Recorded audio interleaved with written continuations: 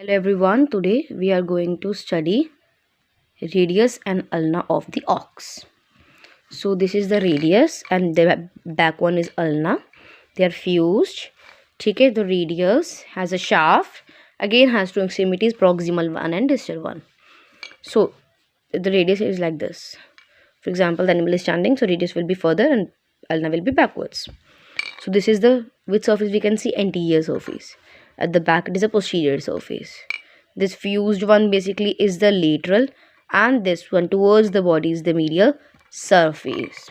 So talking about the interior surface, it is quite smooth like this, smooth है and थोड़ी convexity आ सकती है इसकी length में, ठीक है. And talking about here, all the extensors are attached. तो radius के आगे surface पे सभी के सभी extensors जुड़ते हैं, ठीक है. और इसको डॉर्सल सरफेस बोल सकते हो. तो इसको जब उल्टा करेंगे, दिस इज पोस्टीरियर सरफेस, ये कॉनकेव है. देखो ऐसे गुफा लाइक बनती है ना, कॉनकेविटी बनती है.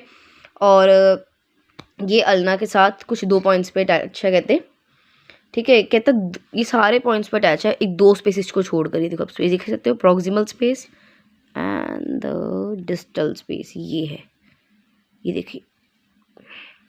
सो proximal space and distal space पे इंटरसोशियस, इसको बोलते हैं इंट्रोशियस. तो proximal and distal interosseous space को छोड़कर दे आर कॉन्टिन्यूअस, ठीक है. पोस्टीरियर को हम वोलर सरफेस भी बोलते हैं. Now talking about this medial surface, this is the medial surface. Here it is concave. At proximal end there is a smooth area, ठीक है. You can say here this is you can see this rough area. Leave it smooth. This is a rough area. The here tendons of biceps brachialis muscle will be attaching. It is the radial tuberosity, or you can say bicipital tuberosity. Okay. And here smooth surface is present. Here insertion of tendon of brachialis muscle will be there. So this posterior surface and medial surface are separated by a ridge. This is a ridge, you can see clear. And a small rough area, this the small rough area. Here the attachment will be for the long medial ligament for the elbow joint. Long medial ligament for the elbow joint. Talking about the proximal extremity, you can see here, ठीक है. So this is articular area. This is the medial articular area because on the medial side, and this is the lateral articular area because of the lateral side. So lateral articular area will be attaching with the lateral condyle of humerus, and medial articular area will be attaching to the medial condyle of the humerus. When there will be attachment, there will be like some space will be forming here. So that is known as synovial fossa for the attachment of synovial membrane. क्योंकि joint बनेगा तो synovial membrane is must. So on the medial side we have seen the tuberosity also. From anterior side, you can see lip-like projection. This is a lip forming. So this is known as coronoid process. Here, coronoid fossa of the humerus is coming due to when the extreme flexion of elbow will be there. So this is a lip-like projection known as coronoid process, which is received into the coronoid fossa. यहाँ पे coronoid fossa आकर attach हो जाएगा, ठीक है. So posteriorly, यहाँ पे posteriorly clear नहीं है, कम ज़्यादा कम, ठीक है. दो आर्टिकुलर सर्फेस हैं, एक और ये दो, ठीक है. एक तो कहते हैं अल्ना बोन के साथ जुड़ जाता है, और दूसरा ये इंटरोशियस, इधर से देखो यहाँ तक क्लियर है, ये एक और ये दूसरे इंटरोशियस स्पेस बनाने में जुड़ जाता है, clear. Then talking about the distal extremity, radius की देखो ऐसे. So this is 1 2 and 3. 1 ये नहीं देखेंगे, this is not, this is 1 2 and 3, 1 2 3. So this is the middle one. This is the on the lateral side is lateral one, and on the medial side is medial one. So these are the three articular areas: medial one, middle one, and lateral one. These will articulate. Now middle है, so it will articulate with the radial carpal because radius is side here. Here intermediate carpal will come here, ulna is here, so this will be the attaching with the ulnar carpal. So this you can see prominent projection is there on the radius. This is known as styloid process of the radius.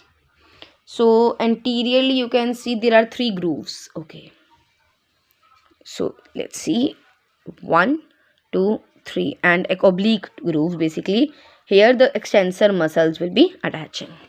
आएंगी तो इधर ही, पर attach भी तो होना है ना कहीं पे, तो यहाँ से वो अटैच होती हैं. तो कैटल के केस में ये चीज़ें हैं ना जो ये ऑब्लीक हैं काफ़ी. You can C these are oblique. In the case of horse they are not oblique so much.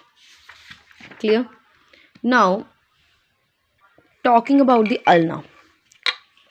So on the ulna, this is the olecranon process. This beak is the anconeus process. This like U shape semilunar notch is known as this is. So यहाँ पे कहा जाता है कि इसकी 2 extremities हैं, proximal and distal, और surfaces 3 ही माने जाते हैं. एक तो हो गया इंटीरियर सरफेस, देखो तो ऐसे लगी है ना, तो इंटीरियर कौन सा हुआ, ये वाला जो कि अच्छे से रेडियस के साथ फ्यूज्ड है, ऐसे है ना. तो आगे वाला कौन सा होएगा, एंटीरियर सरफेस, पीछे पोस्टीरियर सरफेस, इधर ये मीडियल है तो ये भी मीडियल, ये लेटरल है तो ये भी लेटरल सरफेस होएगा. ठीक है, ये इंटीरियर सरफेस है जो कहता ये डिस्टल और प्रॉक्सिमल एक्सट्रीमिटी पे जुड़ा नहीं हुआ, बाकी सब फ्यूज है. ठीक है, ये रेडियस और अल्ना के बीच में जो आर्क बनती है ना, इसका मतलब ये बनाता है. Then talking about the medial surface of ulna, ये है जो ये इंटीरियर था, पोस्टीरियर ये है मीडियल, ये वाला, ये चीज़. ये स्मूथ है, कॉनकेव है, वाइड है काफ़ी, है ना, ब्रॉड है. तो ये है रेडियस के, ये जो रेडियस का पोस्टीरियर पार्ट है ना, ये तो इसके साथ फ्यूज होती है. यहाँ पे सारी की सारी फ्लेक्सर मसल्स आएंगी.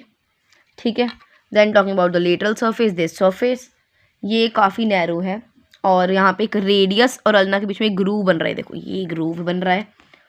ठीक है, रेडियस अल्ना के बीच में और रेडियस के बीच में. ठीक है, ये ग्रूव बन रहा है. बस आपको इतना याद रखना है, लेटरल साइड पे ग्रूव है, मीडियल साइड अटैच है पोस्टीरियर सरफेस के साथ, एंटीरियर इंटरोशियस स्पेसेस को छोड़कर फ्यूज्ड है. 3 सरफेसेस माने जाते हैं इसके. Then talking about the proximal extremity, ये ओलिक्रॉन पेस प्रोसेस है, ये सेमिलुनर नॉच है. इसकी शेप क्वाड्रेटल जैसी है, देखो 1 2 3 एंड नीचे जाके ऐसे आप मान सकते हो 4th यहाँ पे साइड्स होंगी, तो क्वाड्रेटल बन गया. ठीक है, इसके भी 2 सर्फेसेस 2 बॉर्डर्स हैं. देखो ये कौन सा मीडियल सरफेस है, तो मीडियल बॉर्डर, ये आगे वाला ये मीडियल बॉर्डर है, तो ये कौन सा हुआ, लेटरल बॉर्डर. ठीक है, यू कैन सी हेयर. और ये इसका इंटीरियर बॉर्डर हो जाएगा. ये कॉनकेव है, यहाँ पे एनकॉनियस प्रोसेस बनता है और नीचे सेमिल्यूनर नॉच बनती है. जब एल्बो जॉइंट की एक्सट्रीम एक्सटेंशन होएगी तो ये ओलिक्रॉन फोसा ऑफ द ह्यूमरस में घुस जाएगा. ये जो ओलिक्रॉन प्रोसेस है, इसका जो समिट वाला पार्ट है, ये वाला. ठीक है, जैसे ये ना, ये जो पार्ट है समिट वाला पार्ट है, पीछे कॉन्वेक्सिटी होती है, आगे हमेशा समिट होता है. तो जो समिट वाला पार्ट है ये क्या बनाता है, एल्बो जॉइंट बनाता है, और यहाँ पे ट्राइसेप्स मसल आपकी आके जुड़ती हैं. ये तो कॉन्वेक्सिटी वाले पार्ट है, ये ऐसे ही है, ये एल्बो जॉइंट के बाहर दिखता है. जैसे अगर अपनी बोन की हम बात करें, this is the R bone, so ये चीज़ जो बाहर को है ना, this is your convexity and this summit is forming the joint and it is giving the attachment to the triceps muscle. Now ये जो सेमिल्यूनर नॉच है आपकी, यहाँ पे कॉन्डाइल्स आ जाते हैं ह्यूमरस के, और इस नॉच के नीचे आप देखोगे यहाँ पे 2 आपको फेसेट्स दिखते हैं. ठीक है, ये सेमिल्यूनर नॉच तो आपकी काफ़ी बॉडी है, स्मूथ भी है. ये जो डिस्टल एक्सट्रीमिटी पे जाओ कहता फिर अल्ना की, ये देखो ये है इतनी सी एक्सट्रीमिटी, ये क्या है यहाँ पे, वही स्टाइलर प्रोसेस ऑफ अल्ना. यहाँ पे ये देखा तो क्या था, स्टाइलर प्रोसेस ऑफ रेडियस, ये क्या है, स्टाइलर प्रोसेस ऑफ अल्ना. और ये अल्नर कार्पल, यहाँ पे अल्नर कार्पल ने जुड़ना था ना, तो ये दोनों यहाँ पे क्या जुड़ेगा, ये अल्नर कार्पल का कुछ पार्ट यहाँ पे इसके साथ भी फ्यूज होएगा स्टाइलर प्रोसेस के साथ. अब बात करें डॉग में ये रेडियस और जो अल्ना होती हैं फ्यूज नहीं होती हैं, सिर्फ कुछ कुछ पार्ट पे ये जुड़ी होती हैं. हॉर्स की बात करें, अल्ना डेवलप ही नहीं होती है, ये वो रेडियस के आधे तक ही 1/3 पे आती है, और उसमें स्टाइलर प्रोसेस अल्ना का नहीं होता है. इंट्रोशियस स्पेस भी एक ही होती है. और सेमिल्यूनर नॉच यहाँ पे लाइक बन रहा है ना एक हाफ मून, वहाँ पे ट्राइंगुलर शेप होती है. ठीक है, अगर पिक की बात करें तो ulna is very very massive, इतनी ज़्यादा कर्व होती है आपकी अल्ना. ठीक है, और प्रॉक्सिमल इंटरस्पेशियल स्पेस ही होती है, डिस्टल नहीं होती है. उसकी प्रॉक्सिमल एक्सट्रीमिटी बहुत बड़ी होती है और डिस्टल बहुत ही ज़्यादा छोटी होती है. फाउल की बात करें वो दोनों ही पतली पतली होती हैं, अल्ना बहुत लंबी होती है, इसमें अल्ना ही लंबी है, अल्ना लंबी होती है, रेडियस छोटी होती है, इंटरस्टिशियल स्पेसेस बहुत बड़ी होती हैं, like you can see the interstitial spaces like quite bigger. उनका ऑलिक्रनॉन प्रोसेस बहुत छोटा होता है, और जो डिस्टल एक्सट्रीमिटी है ना वहाँ पे सिर्फ 2 ही फेसेट्स होते हैं फॉर रेडियल एंड अल्ना। जो इंटरमीडिएट कार्पल के लिए जो आपका फेसेट था, ये जो है इंटरमीडिएट कार्पल के लिए this one is missing in foul. ठीक है, so this was all about the radius and ulna.